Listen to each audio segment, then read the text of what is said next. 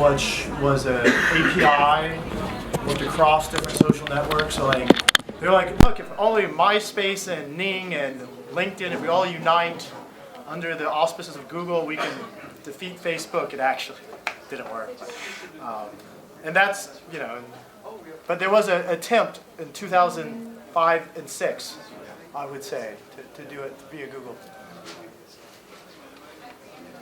I mean, not really doing that. Do you have any funny stories? Tell a web ID story? I don't know. The good news is that the camera has a microphone. Yay! Okay. So, welcome everyone to this session on decentralized web and decentralized tools for communities. We will try in these 50 minutes to introduce this very tough and full of asperities and funny stories that is the subject of decentralized web and internet. And I will start just to try to get all the people who forgot to watch the first episodes of this story. So previously on the internet, in 5 minutes. So at first the internet was created decentralized by militaries and hippies on LSD. They wanted to be able to survive to nuclear bomb wars and government censorship. So they dreamed a network where no nodes could be shut down, so that no nodes that could be shut down will kill the whole network. So that's how the internet raised, and then there was the first golden age of protocols, where everything, everyone every computer can communicate between each other with TCP and DNS and other standards that became was the first infrastructure of the internet. And they will tell if I'm wrong after. And so the internet was at that time really decentralized, but somehow in the 90s when the web arrived, people wanted, not like normal people wanted to use the internet too, because they discovered, wow, we can put documents on the internet. So suddenly they said, yeah, but maybe W3C documentation is not so readable for everyone. So some people, we call them startups, started to say, oh, we can help you, but yeah, it will cost you maybe some money and maybe your freedom. Well, let's see. So then Google came and Facebook, and they offered great interfaces to use the internet and the web. But we see today the limits of this system, where we see that all our data, even in France, even in Europe, are all in the US under the control of more or less the NSA, more or less directly. We see that all our files are synced on Dropbox and are all recreating the centralized nodes. We see that when mega upload dies, it's tons of content that just go offline in a minute. So more or less since a long time, people stand to say we need to re-decentralize the internet. And today will be the opportunity to show some of those attempts to bring back re-decentralization. I suggest we start with a presentation of what was done during the Wisha Labs camp that just happened before the Wisha Fest, so that you can see if Alex is ready. What those crazy people have in mind to save us all. Hello, thank you. I've been told that this only goes forwards and not backwards, so I have to make sure I don't press it prematurely. So I'm going to be introducing a little bit of the work that Wisha Labs, which if you don't know about it is a sort of fringe event to Wisha Fest. It's been happening over the last 4 days basically, and it's a sort of hackathon slash networking slash sort of meeting of minds event. And one of the things we worked on, and sort of one of the micro outcomes, was looking at how we can conceive of and how we can develop decentralized social web and sort of open data formats, allow people to host their own data. So I'm going to talk a little bit about that. I'm not a technical person. not a coder, so hopefully this will be understandable to everyone, even the technical people. So at the moment, as people have said, your data is stored by big servers, big companies. And what we want to do, ideally, is put your profiles, individual people, information of organizations, events, locations, as profiles listing your information, your resources offered, your resources requested, for example. This is putting it in the context of the sharing economy as an example.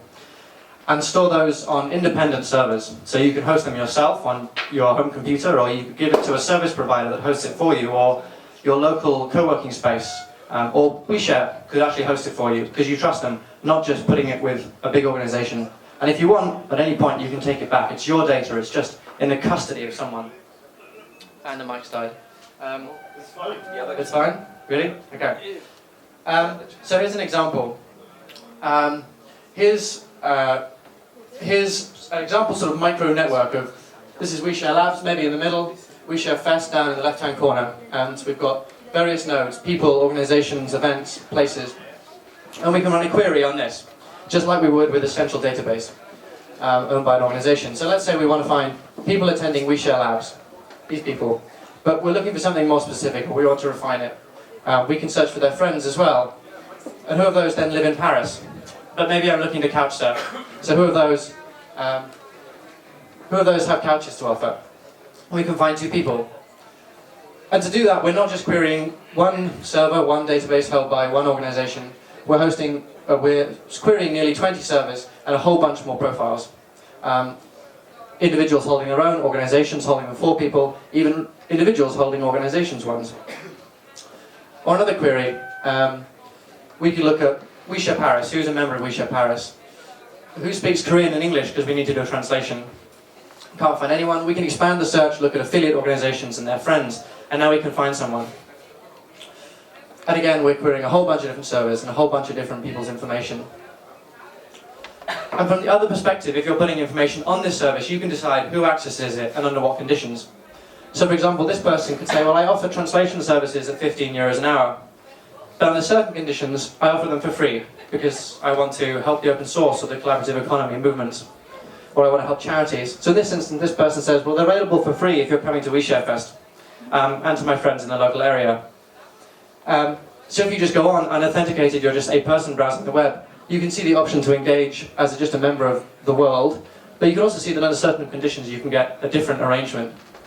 And if you then authenticate yourself with a web ID, this person, their server where their information is hosted, can check, can verify you, and then you can access the service or access the resource differently. And so this is showing all the possible service in this setup, all the possible profiles. So thank you, that was a little bit messy, but there you go. If you want to find out more or get involved in WeShare Labs, this is the website. There's probably going to be another one in October, if not before. There's also a few of us around, like Ali and Daniel, who helped to organise this last one. So, or find me, and we'll let you know a bit more. But there's loads of information on there about what people have been up to. Thank you very much.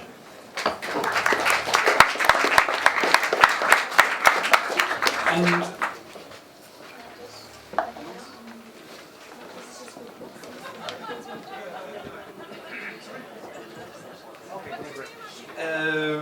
so the good news is that you can also meet those WeShare Labs folks just after today at 6:30. We are meeting at the WeShare Village to have a debriefing of what happened during those 4 days. Maxime, and to see WeShare Village tent. WeShare Village tent. Thank you. And so yeah, that's somewhere there with nice big pillows. And that's all for WeShare Labs. So now start with Edward. If you want to say us more on, Mr. Max.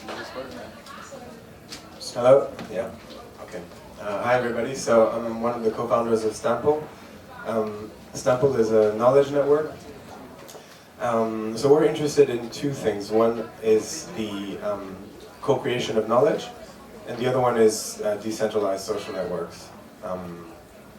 The question behind these 2 things is the same. It's the idea of trust and the idea of information asymmetry. If you look back there's a story of an economist in the 60s called Akerov, who wrote a paper on information asymmetry in the market for old cars. And everyone thought he was quite ridiculous. In fact, there's 4 papers that refused this paper from journals. But 20 years later, 40 years later, he got the Nobel Prize for his work. Information asymmetry is kind of gone in the realm of retail and stuff like that, because now when you buy an old car, you can go on the internet, check out the prices, check out how much it's really worth, and decide if you're going to buy it or not. But it appeared somewhere else. It appeared on social networks. See, you spend all of your time putting data about who you are on the internet, and you're not getting most of it back. I mean, how many things do you like on Facebook? How many journals, articles, magazines, books, movies, all of these things, these places that you like, all of this stuff is things that you say about yourself. It's a great amount of knowledge and value, and it's not given back to you in any way. And that's an information asymmetry problem. So I don't want to go too far into this, but talking about decentralization, as far as I'm concerned, there's really 2 central ideas, and it's a big and open question. People have been working on it for 15 years. It's quite a technical challenge in some ways. But I would say there's 2 fundamental things. One is the idea of having an Excel for the internet. And that's basically the linked data road or the semantic web. So all of the idea is that all the data in the world would be published in a format that's universal. And so as long as you have access to it, then you can choose how you're going to represent that information. And that potentially holds limitless possibilities. And if you think of the power of Excel and how it's used in practically every single company in the world, having the same potential with the internet is huge. So that's one of the core potential of decentralizing social networks. The other idea is this notion of retribution, the allocation of resources. And when we're talking about the collaborative economy, retribution is very important. Everyone is contributing, but is everyone getting paid? And so the second road to decentralization is this notion of transaction-based decentralization. And you see that with all of the Bitcoin or like the future of Bitcoin-based protocols like Ethereum, stuff like that, where the idea is whenever you provide a service to the decentralized network, if you provide space, for example, and people use it, you get paid. There's a small transaction for everything that happens in the network. And that's also in very early stage, much earlier stage in fact than the linked data world, but it's very interesting and it's embodied for the largest part in the ideas of people like Jeremy Rifkin or Jaron Lanier, who have been talking about this idea that it's great to have this collaborative economy, but at this point, mostly it's just people giving away stuff and not really getting it back. So to me, that's the core ideas, and I'll pass the microphone and maybe we can get back to these questions afterwards. So now, Ari, if you want to tell us more on your work at the W3C Yes. protocols. Okay, so the W3C is the World Wide Web Consortium. It's a standards body. It's responsible for things that some people here may use or have heard of, HTML5, XML, all of these protocols. And a protocol is just a language for machines. So, if you have 3 people that speak Francais, 3 people that speak Chinese, and they can't communicate, we have a problem. It's the exact same issue with machines. So we try to define the standards that let all of the machines in the world talk what we hope is a single universal information space, which is the web. And we've always been a bit worried about how centralized the web is becoming. In particular, social networking. So this is our most intimate, social, personal data is effectively becoming more and more locked up in silos, and this hampers everyone from innovators who want to be able to have access to social information. It presents actual political problems insofar as that, who really has all of your information? Well, the NSA, for example. And that you, as a user, as a human, don't have any ability to get your data back, to control your data, to have any sort of autonomy of your data. This restricts the freedom of what you can and cannot do. Thus, the problem has been that we have not historically had standards. So we have standards for how to ship bits around, that's TCP/IP. And we have standards for how web pages can talk to each other, HTTP, HTML. But what we haven't had is we haven't had social standards. So the problem with decentralized social networks up till now has almost always been that when someone creates a decentralized social network, you go there, you're, oh yeah, it's great, it'll be wonderful. And it's an empty house. There's no one there, maybe 3 or 4 hackers talking to each other. And then what's even worse is that when you have multiple decentralized social networks, they can't talk to each other either. So you have this massive Tower of Babel style confusion going on. And we kind of think a standard would help, but we don't dictate the standards. We build them through consensus involving hackers, innovators, startups, large companies, and we do this through a process called working groups. I'm just going to do a brief announcement and then hand the mic over. And effectively, after years of waiting to get critical mass to really look into decentralizing the social web, it seems to be a very strange combination of a burst of enthusiasm from hackers and startups, combined with the actual use of decentralized Twitter-like systems in large corporations. IBM, SAP, have got the W3C to the point where we feel like we can produce a royalty-free open standard for not the entire social web, but a bottom-up consensus over some of the basic parts like messaging, decentralizing the messaging, bringing the messages back together, message formats, and how to embed those messages into web pages. So that's going to be called the Social Web Working Group. It's going to start in about a year. If you're a very technical person, get in touch with me and we'll talk about how you can join. And there's also going to be a sort of open forum for people who may not be super technical but would like their website to be part of a more decentralized social web. And that's going to be what's called the Social Interest Group. So just it is also currently running what's called the Federated Social Web Community Group, which if you use your favorite search engine, DuckDuckGo, Google, whatever, and you track that down, you can just hit a big red join button and jump on board. So thank you. And now Frank from Cozy Cloud. Hello, so I'm Frank, CTO of Cozy Cloud. So basically what we do at Cozy is that we make web applications smarter and more respectful. How we do that? Simply by putting web applications and personal data on your hardware that people have at their home or that they rent in a hosting provider to a hosting provider company. And this way we bring 3 new things. The first one is that for people, they are empowered. The internet users take back the ownership of their data. The second one is that for developers, it's a way for them to imagine new services, because once you have all your data on this little box, you can imagine tons of new services, like Edward described before.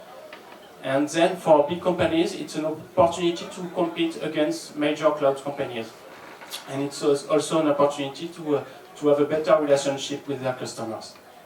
So I'm going to get a little bit deeper in these 3 points. The first one looks obvious if you are following the actuality. You can see recently with the Prism problem, we discovered that we are all spied by secret agencies. So the idea of getting back his data, and in some way what we own, like when you put your emails in a Gmail box, you lose the control on it. You cannot really export it. You cannot manage it the way you want. You have to follow the rules of Google. So once you will have it on your box, you will be able to do what you want with it. And for developers, but because most of us are not technical, we made a platform. So on that platform, anyone can build his own app.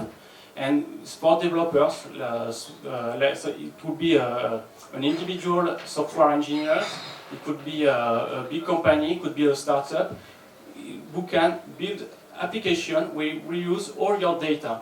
Your data could be, of course, your mails, your tasks, your notes, but data that comes from your contacts that talk about you, that comes from all these devices.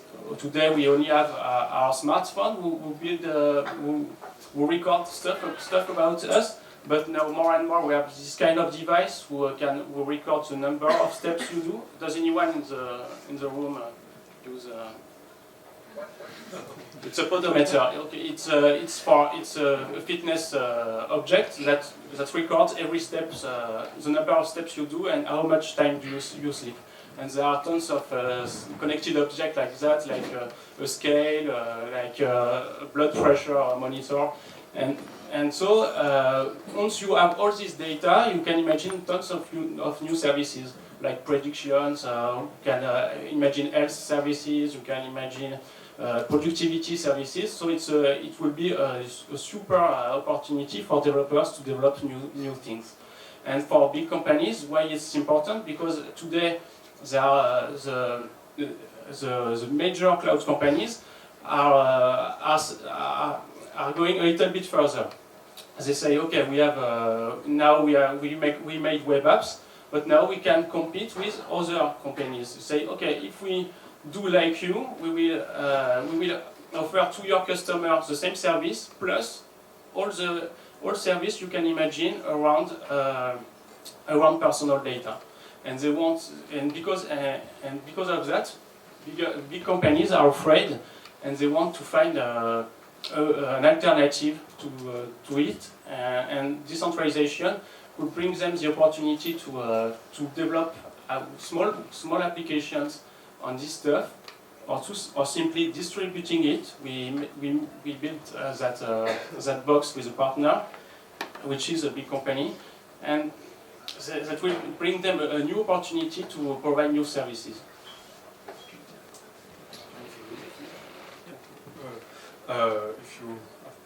If you have questions, we'll so everybody present basically the project, and then we will have questions later. And now we will have the last person to present, Primavera, who will not talk about decentralized. Oh, sorry, thank you. Decentralized web of documents, but decentralizing even the network itself. So. Thank you. Yeah, so the problem is that in fact the internet has grown to be more and more centralized on the application layer. But in fact, if we look at the infrastructure of the internet, it is also centralized at the infrastructure level. So this can create problems in terms of, for instance, surveillance. So everything, all the communication we have to go through the ISP, which can monitor and identify what we are trying to say. There is also the problem of censorship and filtering. So basically, an ISP needs by law to censor certain type of content. We have extreme situations, for instance, in China. And so if we connect to an ISP, we are not actually sure that we can connect to every service that we want. And then there is also the problem that the ISP essentially represents this kind of single point of failure, in the sense that if the ISP goes down, every user that is connected to this particular ISP then does not have access to the internet anymore. And so mesh networking basically is bringing the concept of decentralization at the level of the infrastructure. And the idea is that we are not connecting directly to one ISP, but it's we create basically a peer-to-peer network where every single user that is connected to the network acts both as a relay node, so it's is routing the packets through the network, and as an access point. And so the idea is we don't have any single point of failure, but we have this kind of distributed network of peers that all provide connectivity. They all contribute with their own resources to the network. Now the problem is that these of course require some high technical knowledge, as opposed to just connecting to one ISP and then the ISP is taking care of all the routing and etc. Every single user that wants to be part of the mesh network needs to install a software and needs to configure it and etc. So up until now, the mesh networking has pretty much been deployed essentially by like tech-savvy people that exactly know what they're doing, and the people that are actually connecting to those mesh networks are not really contributing to the network, but are just passive users. And so the question is, we need to create incentives, or we need to at least make it easier for people that want to contribute to the mesh network to actually contribute with their own resources. And so the nice thing about this problem is that, in fact, we only need a few people to deploy certain application that makes it user-friendly, that makes it easy for anyone to actually contribute in order to promote the mesh network. So we have, for instance, Commotion, which it's a project that deployed a specific toolkit which incorporates all the applications that are necessary in order to deploy the mesh network. And so anyone could install this application on various devices and then just configure it slightly, and then it can actually contribute to the mesh network. And then slowly there is actually people that started to develop hardware devices. So little boxes like this, which are pre-installed with Commotion or with other mesh networking software, and which are pre-configured as well. And so it just suffices to buy this piece of hardware and just install it like on the roof or as an antenna, or just like bring it along. And then those actually become automatic applications that will run the mesh network for you. And so more and more we are actually, the difficulty to implement the mesh network is becoming lower and lower. More recently, with the file chat application, for instance, which actually use the Bluetooth functionalities of the iOS, so that anyone that actually install file chat on their iPhone can actually contribute and create actually a mesh network on the fly and communicate with anyone that is around, which will also contribute to relaying the packets. And so this actually brings to this new level in which anyone that actually have already pre-existing device could actually, by just installing one simple application, could actually contribute to creating a mesh network. Now, so what are the motivation to actually want and create a mesh network?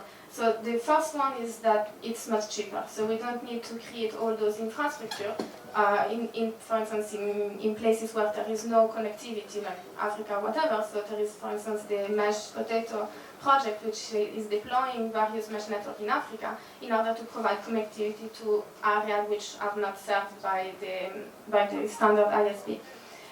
There is also the advantage that there is no single point of failure, so it becomes much harder to destroy the network because the network is able to reconfigure itself automatically, and it's dynamically refinding the right path in order to actually transfer the packet. And then finally, which I think is the most important, is the concept of autonomy. So the idea is, instead of being dependent on one ISP or any third party that is actually providing internet access to us, and we don't really know what's going on, we don't know if there are any restrictions, we don't know if they are actually monitoring all the information, etc., then we can create our own network, we can actually empower ourselves because we actually understand how it works, we actually know that it is possible to do-it-yourself internet, and we are in control of what is going on in those networks. Now, just to finish, so the really interesting thing of this is, one, it has the potential of actually presenting a counterpower to the standard centralized system, as long as there is in fact enough easy to use software. The problem is that the mesh network always needs this interface with the actual global internet, and that's where the problem comes in the sense that you can have the most decentralized network, everything set up and do it by yourself, but if you actually want to connect to the internet, you do need to connect to the backbone of the internet, and therefore you need to have this interconnection with another network, which is ISP or a transit operator. And so the question becomes, even if I am respecting net neutrality, I am not censoring anything, or I'm not monitoring my communication within the mesh network, what happens when I actually transit to an actually commercial operator, which is in fact not respecting the same principle?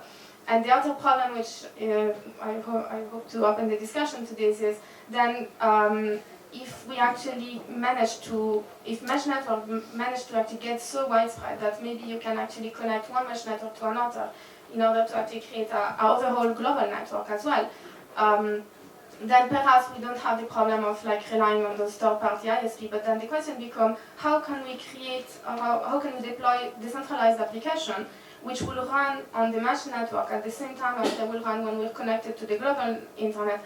The issue being, how do we actually communicate to each other? How do I know that if we create a mesh network now, for instance, how do I get to communicate with that person there if I cannot connect to a central server such as Twitter or Facebook?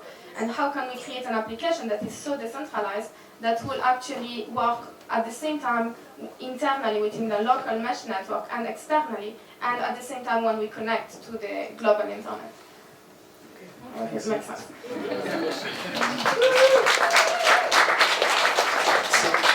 We see that at the exception of mesh networks that seems to be at the middle of technical nightmares or technical challenges at least, it seems that decentralized technologies and decentralized thinking is around for a long time now, and it seems the provocative question will be why it doesn't happen.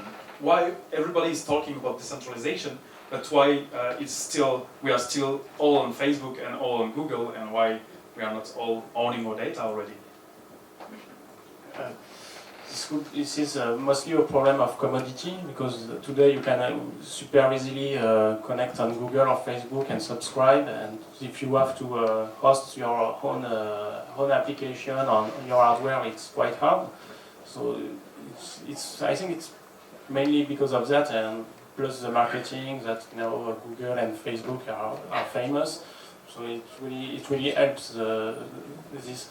But what we think is that now we are at an interesting point of the web development, because now technologies are really better for anyone, allows anyone to host his web application, his web services. The wires, the bandwidth is really higher, so it's not crazy to think that anyone can host his own web services. So we think that decentralization won't be longer a thing of thinker. So on the fact that the products, the hardware will go lower, will make decentralized happen alone, or there is something missing? I'm talking maybe about the propaganda discussion we had. I will make it short to let others talk. I think to make it very short, we focus, when we try to say how good the decentralized services are, we focus too much on the privacy aspect. It requires a lot of attention to understand why it matters, why it's important. But the distributed services brings a lot more values. They are more efficient.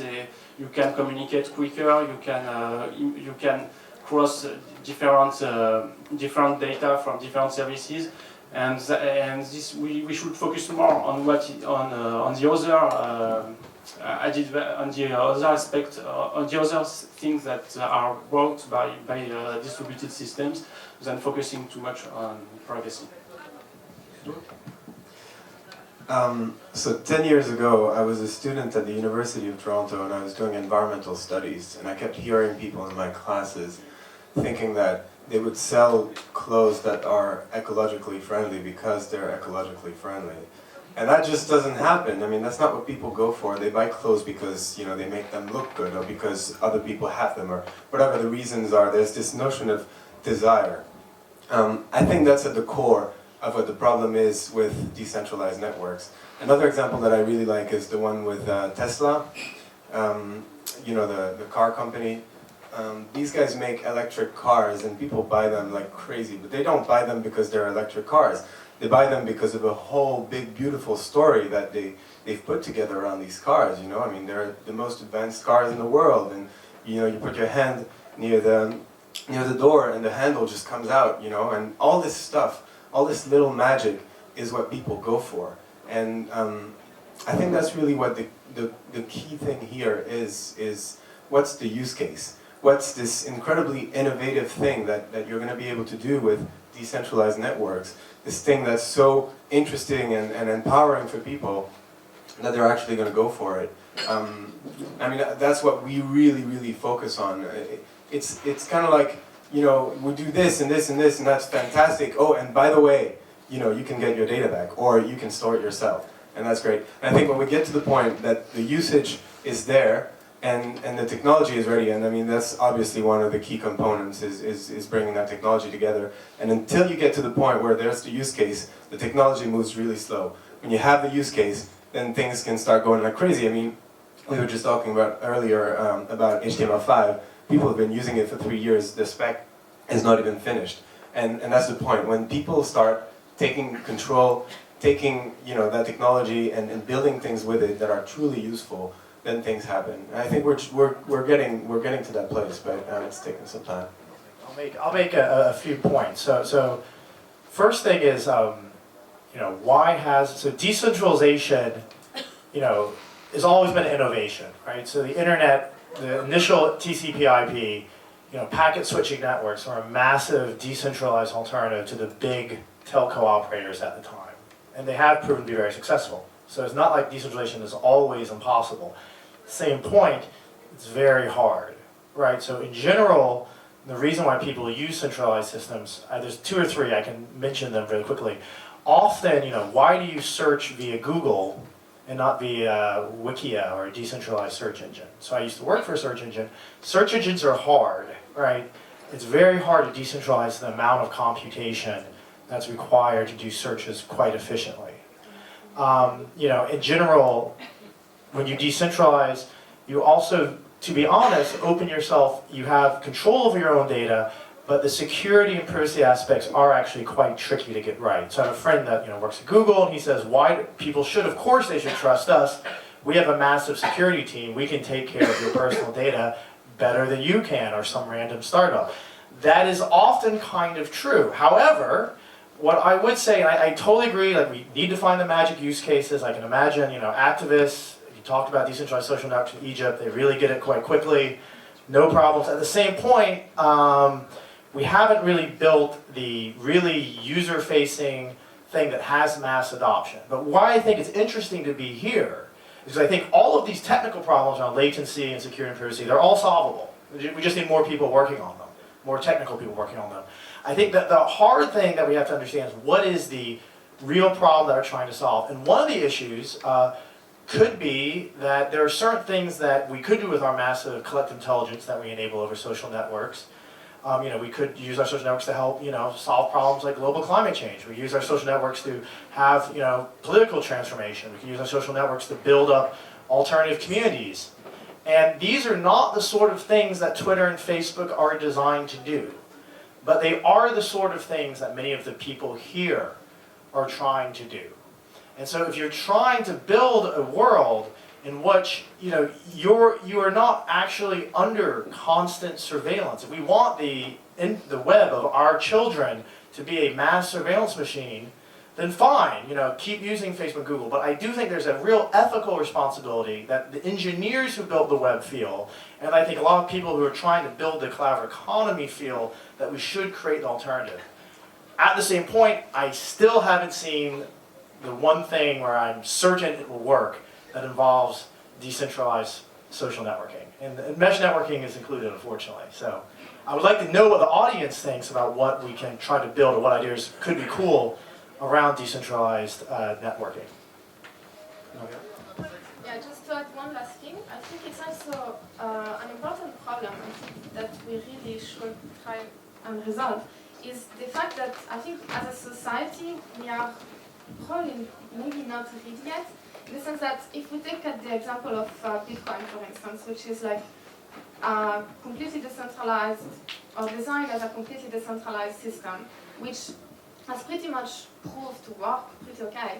But then, so this system actually would allow theoretically anyone to be their own bank and to deal with their own financial transaction by themselves.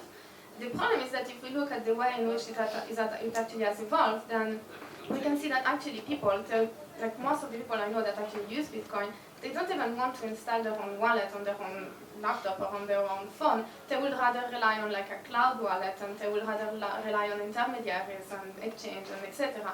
And so in some way it's even though the tool is actually there and the tool could potentially develop into a completely decentralized payment, society as a whole seems to rather use and create a layer of centralization on top of this in order to, like, I don't know if it's like comfort or what, but maybe because it's the fear of not being able to be your own bank, or maybe it's because it's like just more convenient to always be able to connect to the cloud and not having to bring your wallet on you.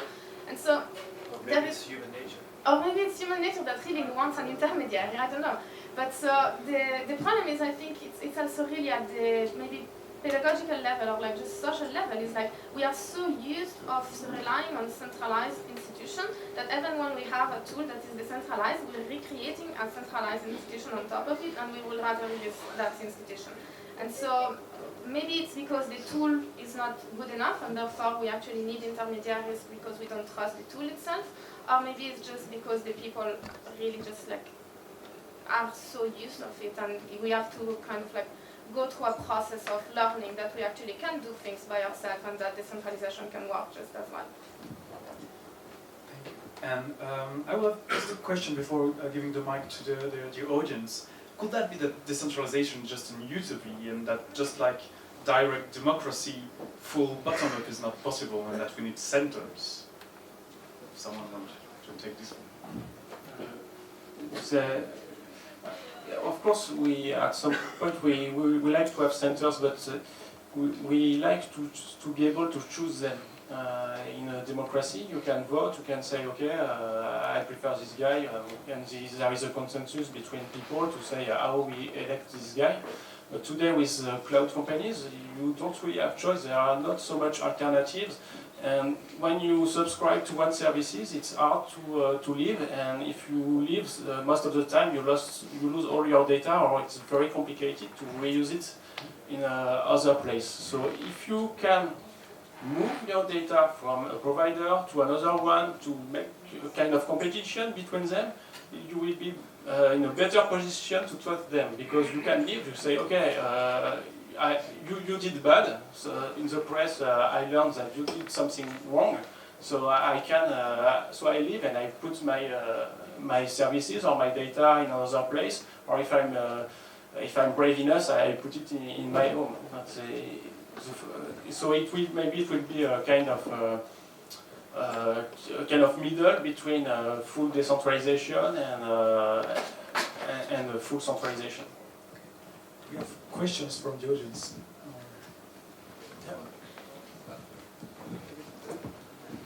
Yeah, I find it interesting to see how the discussion moves away from technical solutions to actually asking about how are we as a society or as multiple communities going to interact with each other in different social aspects. So there is actually no claim that hierarchy is a part of the human nature, I would say, because we know of the Danube civilization 7,000 years ago that was actually already aware of division of labor, several kinds of handicrafts, and they didn't have a state system, but they had one powerful tool that is called the script.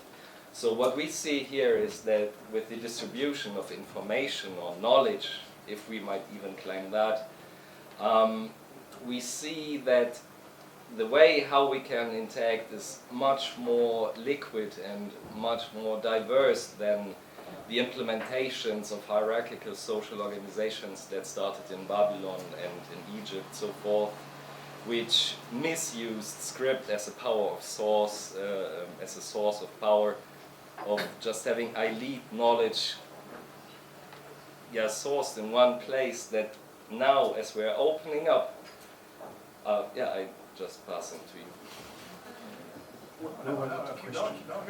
What was the question actually? Keep going. No, it's just that I would totally subscribe to the idea that we're just so used to a hierarchical social organization that we cannot even imagine with our languages that we use, the logic that is inside our languages, that we cannot even produce any non-hierarchical systems anymore, and that we're now, by cutting up the logics of all these decentralized networks, we find claims and ideas how to reinvent, how to flatten the sphere, again.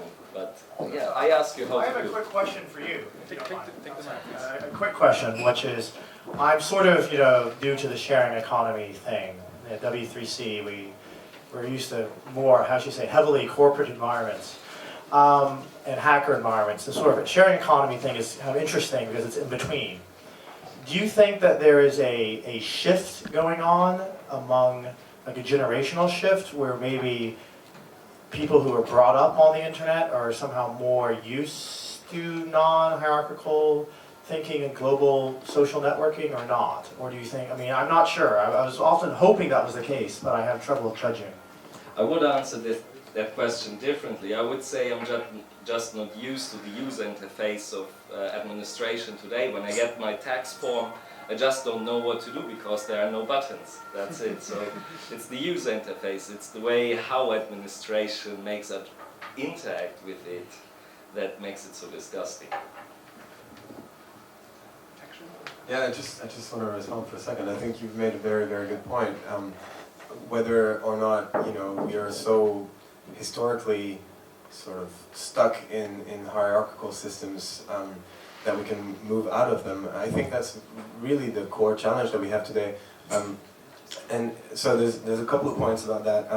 The first one, most of you probably know that, but I think that's kind of an incredible weak signal. The fact that the German law is now on GitHub.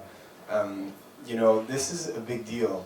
If we start getting the law to be version controlled and we can account for all the changes and so on and so forth, I think there's great momentum around the idea that we can move from what I would say is a notion of state to a notion of flow. It's very strange, but it's very important. The world is changing too fast today to work the way it used to work.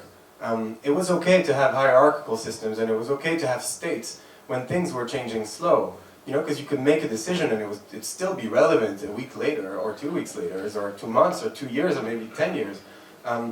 You can't do that today. Anytime you make a decision and say things are going to be like this, the minute your sentence is over, things have changed. So that's the challenge of our time, is how do we deal with the fact that the world is changing extraordinarily fast, and how do we put together the technology and the structure that can handle that. And the example of GitHub is very powerful. And I just, remember that talk by Clay Shirky when he says that, one day internet is going to disrupt the democracy majorly. And I think we might just be there. It's only the starting point, but it's very encouraging. And yeah. Yes. You were a little bit earlier. You were talking about that the distributed tools were missing a use case. But to me, there is a huge use case, and it's Bitcoin. The Bitcoin community. I'm not talking about the currency, but the community is using a decentralized technology. And so don't we have here a real use case where all the knowledge about the distribution tools and distributed tools can foster and can grow and can... so, just an open question.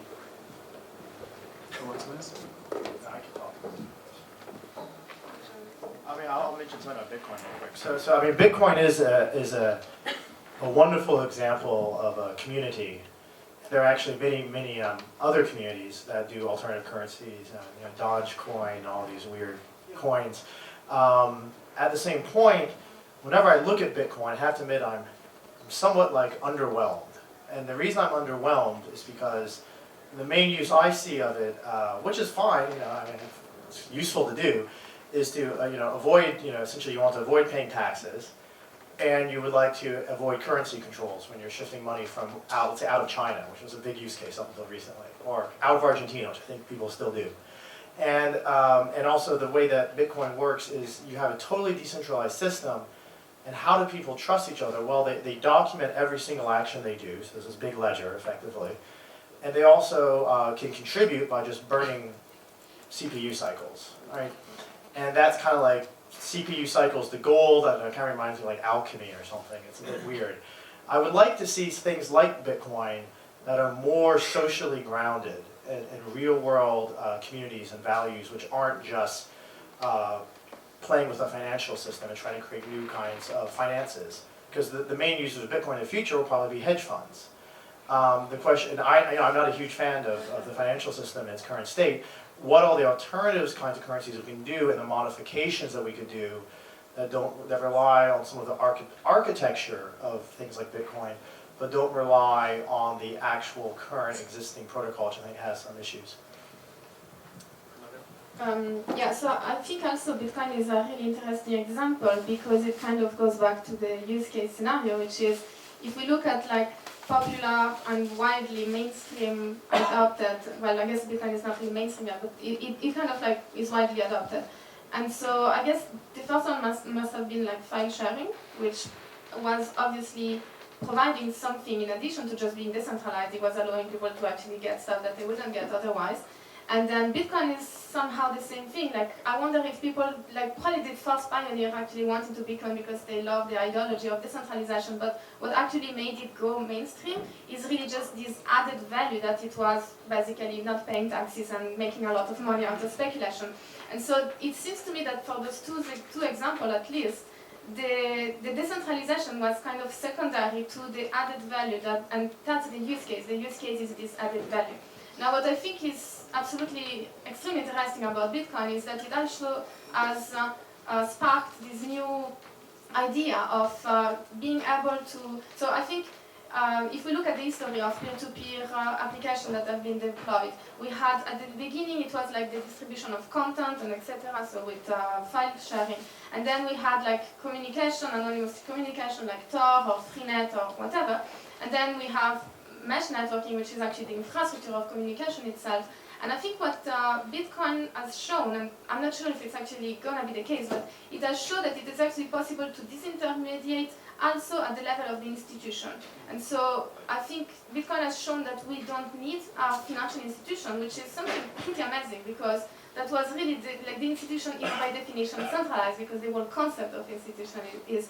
And so if Bitcoin has shown that it is possible to have a decentralized financial institution or financial system, then maybe it is possible by using the same technology to actually replicate the model to different kind of institution, perhaps the state or whatever. So Ethereum is actually a really interesting example, which is kind of presenting itself as a potential decentralized alternative to the legal system as a whole.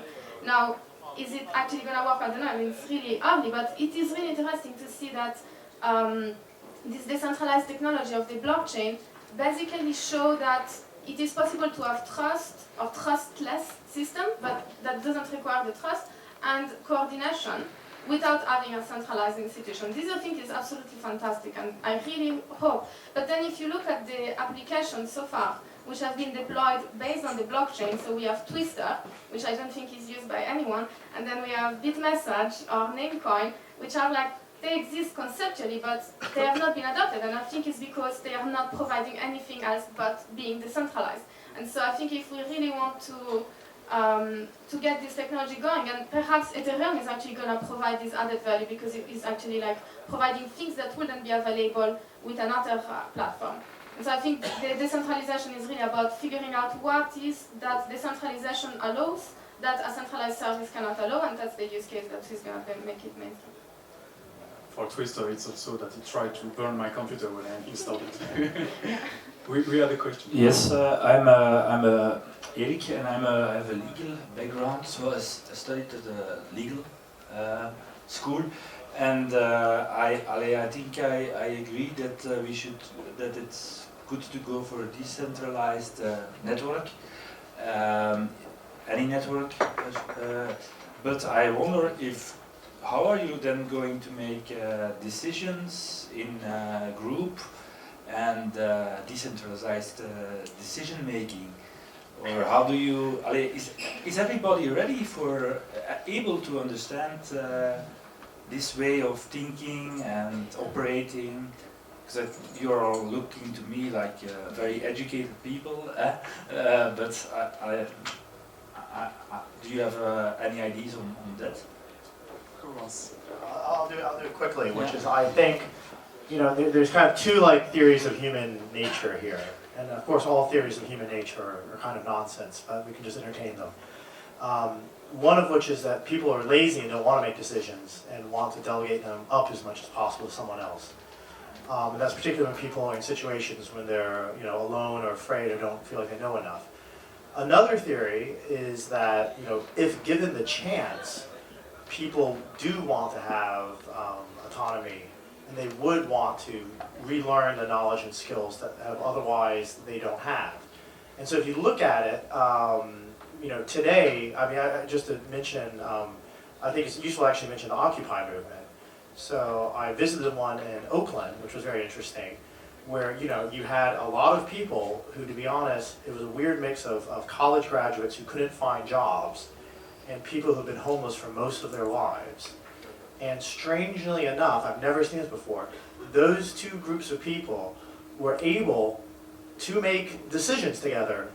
It was a bit tricky at times, but face to face and more or less democratically, using some kind of hand signals and sort of consensus decision-making methods. I was rather shocked. What actually the problem that happened, and which is I think where tools are kind of necessary, if you assume that people can make decisions together in groups, which I think they can, is how can those group decisions scale? Because it's very easy to make a group decision in a group where there's like 3 friends, but when, let's say, Occupy tried to do voting over Twitter, it became complete nonsense very quickly. And it was very hard to keep track of what people were voting on, what they were doing, and who was deciding what. And then, of course, small hierarchies sort of took over. So I think that the cultural mechanisms to deal with that and the tools haven't been developed yet. And I would say once those are developed, then we can probably build a world where people actually can make decisions, and let's hope they want to. I would like to add something. In fact, when you see decentralization, it looks like you think it's very different from actual services. For most people, when they use Facebook or Twitter, they are already using a decentralized service. They are talking directly to their contacts, and so moving to a decentralized one won't change so much for them. Facebook and Twitter basically are simplification of internet, and so when they will move to something that will do more and the same thing with more services, I think they will be okay with that. It will be easy. Question.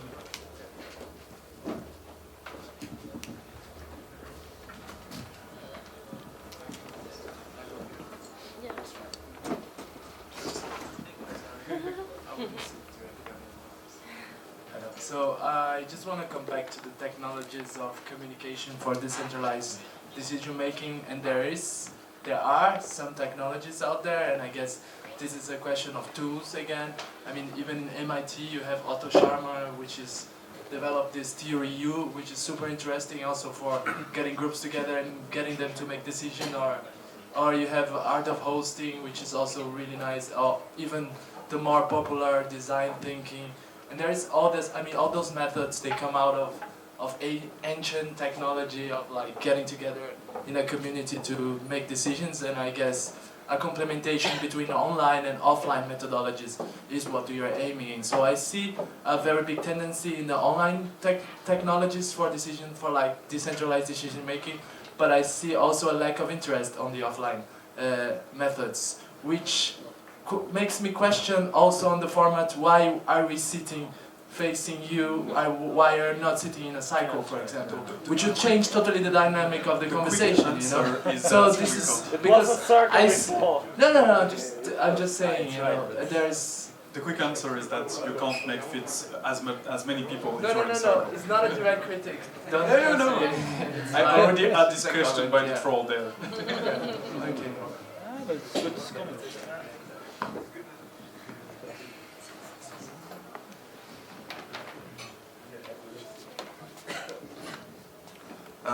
Just to add a little bit of a rebound on the decision making and the law aspect of it.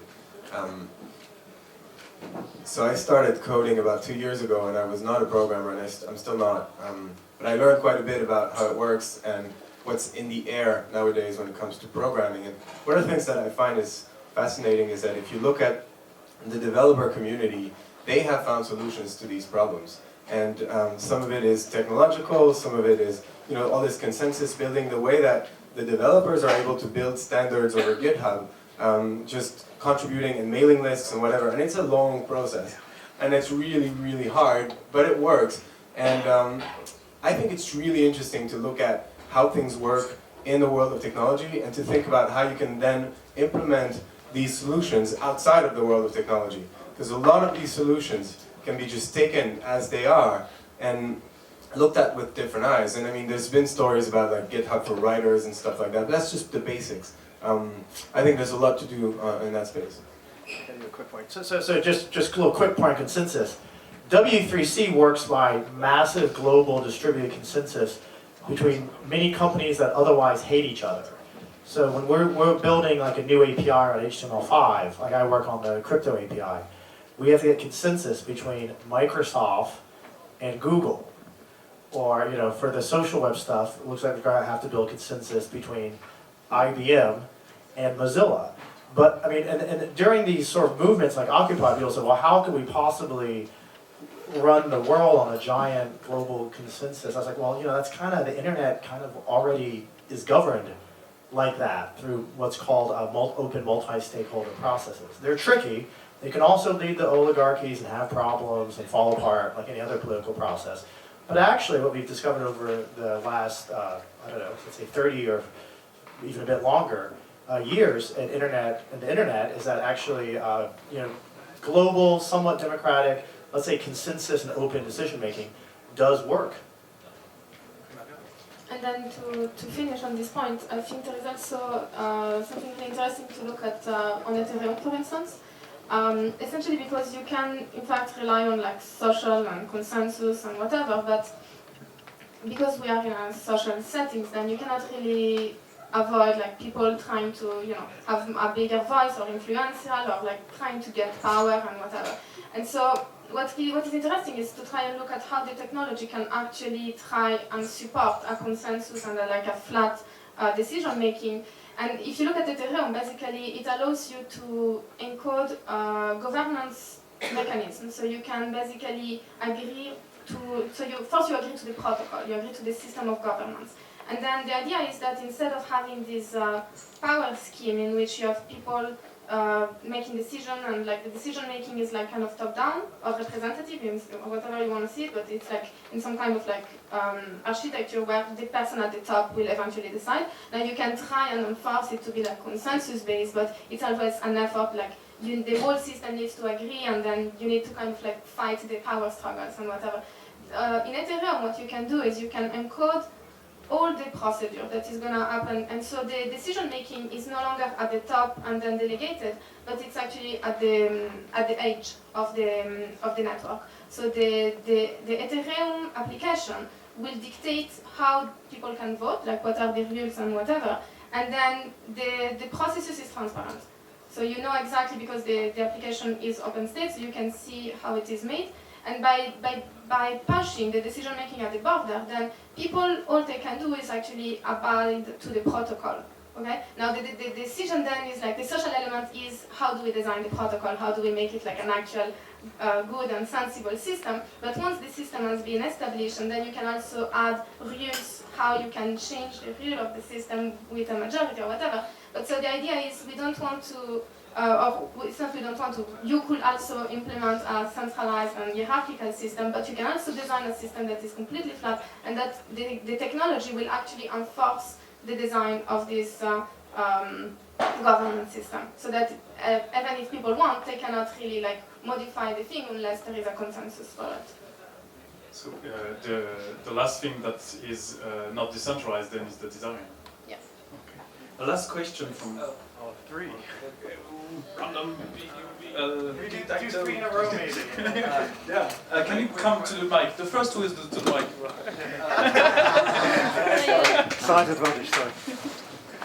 Well, it may be a quick one, so maybe someone will come up. It's a good one. But as I listen to all of this, I'm coming to think, yes, decentralization of ideas, of decisions is good. But I think we need to separate what is the technical problem and the social problem. Decentralize is a social thing. There are a number of technical platforms that provide exactly what we're talking about. the real problem I see is that if we try to have a decentralized system, technical system, it's very difficult to then have a decentralized social system because you need people to come to the same place to be able to organize that decentralized decision. So that seems to be the real problem. How can you have separate systems to make a decentralized decision together? It seems that Daniel wants to Can I answer just this. make a comment on that? Is that the basis... Take the mic, please. Sorry. Yeah, the basis for all of our technology at the moment on the web is an underlying distributed system. Yeah. And so, and I think one thing that's really interesting is that that is kind of, there's a disjoint and a mismatch between, because I was going to ask something slightly similar, but in terms of the commercial organizations here and all not really understanding the efficiencies and the benefits of a distributed system, because what the internet gives us is this incredible way of all coming to the same place, we're all speaking the same language, and that is essentially the same thing. Where we get massive inefficiencies in our society is when we have hundreds and thousands of companies all competing for the same space and not at the same trades. You know, they are all offering their users trades, offers and requests, and those things are not shared and they're not transportable and they're not, you can't trade across vendors. And I think it's not really a question, but what I'd like to see is much more discussion about efficiencies of systems, efficiencies of societies, because we need to talk about that in terms of ecology now and sustainability, and to drive efficiency up into... That's the open source movement. It's open source partially, but it's also about standards, protocols, about allowing different